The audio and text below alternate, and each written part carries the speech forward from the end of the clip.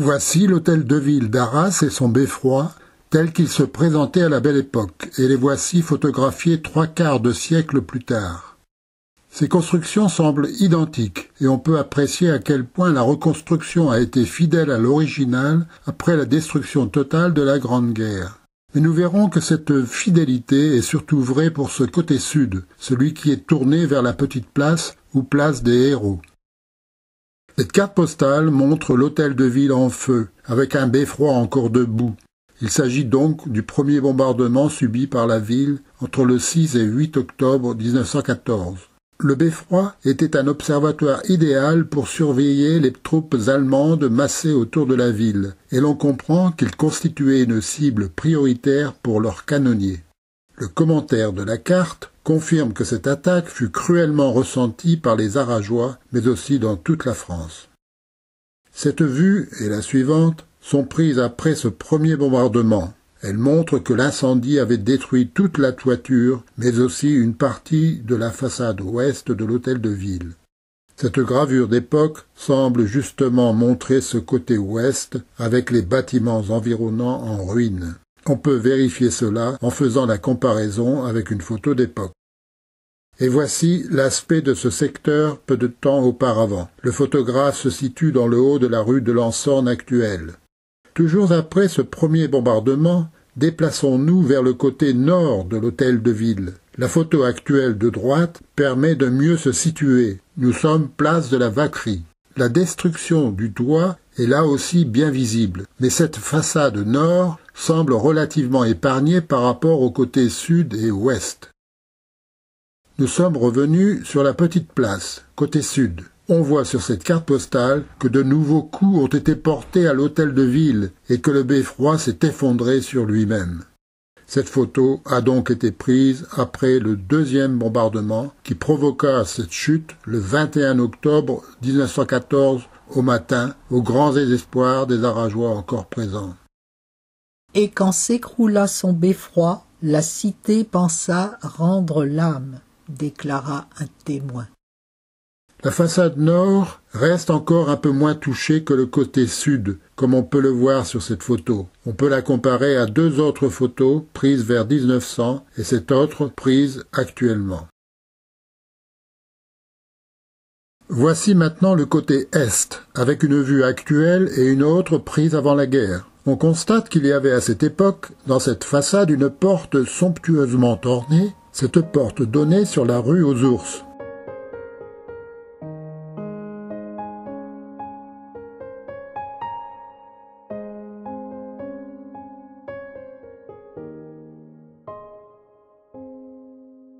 Voici ce qui reste de cette façade après le deuxième bombardement. Voici la salle de justice de paix, photographiée vers 1900 et après le bombardement. Même chose pour l'escalier principal de l'hôtel de ville.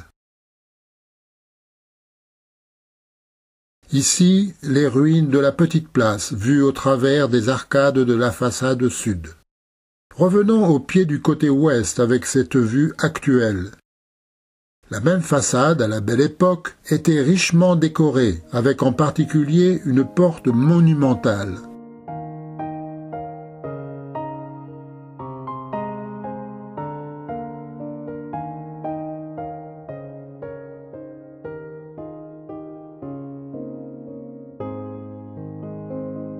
Voici ce qu'il en reste après le deuxième bombardement. Deux autres photos prises au même endroit, un peu plus tard. En cherchant dans les ruines du beffroi, le photographe retrouve l'effigie d'un soleil émergeant des débris. Ce soleil était soutenu par un lion servant de girouette. Le voici un peu plus tard. Il a été dégagé et déposé dans la cour du Palais Saint-Va. Il est présenté en 1916 au Petit Palais à Paris dans une exposition destinée à dénoncer les atrocités allemandes, comme on disait à l'époque. Ici, une photo datée de 1929, avec cet ancien lion et le nouveau qui va être placé au sommet du beffroi en reconstruction. Il s'y trouve toujours sur sa couronne, brandissant son soleil au bout d'une pique, une sorte de résumé symbolique de l'histoire d'Arras et de l'Artois. Cette autre gravure représente le côté nord de l'hôtel de ville, comme on peut le voir en la comparant à une photo prise après le deuxième bombardement. Deux détails de la partie centrale de cette façade, faite à partir de photographies datant de la fin du XIXe et signée Charles de Savary. De ce côté aussi, une façade abondamment ornée, comparée à sa sobriété actuelle. L'image de notre beffroi connut une certaine célébrité pendant et après la fin de la guerre. De passage à Arras, il convenait de se faire photographier devant ses ruines.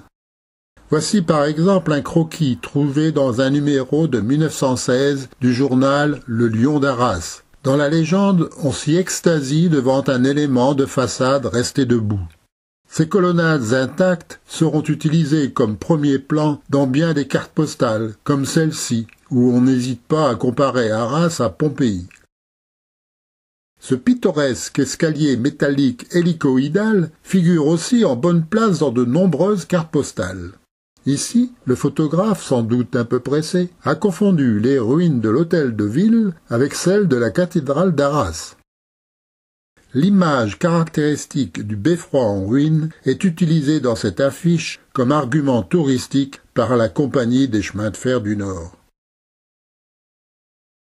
Bien des cartes postales de l'époque arborant cette silhouette peuvent étonner, voire choquer par leur mauvais goût.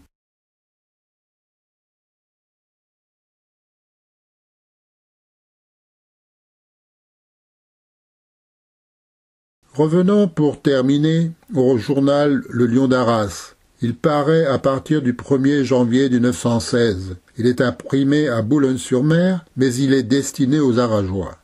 On s'interroge déjà à cette époque sur la reconstruction d'Arras, et l'on voit dans cet article que certains proposent de laisser les ruines du beffroi en l'état comme monument flétrissant à tout jamais notre ennemi héréditaire. Bien d'autres articles du Lion d'Arras évoquent aux Arageois exilés ou restés dans leur ville le souvenir de leur cher beffroi. Ce n'est qu'en 1929 qu'ils retrouveront la tour démesurée d'un gothique beffroi sur le ciel balancé, attestant les devoirs et les droits du passé, et tout en haut de lui, le grand lion de Flandre. Paul Verlaine.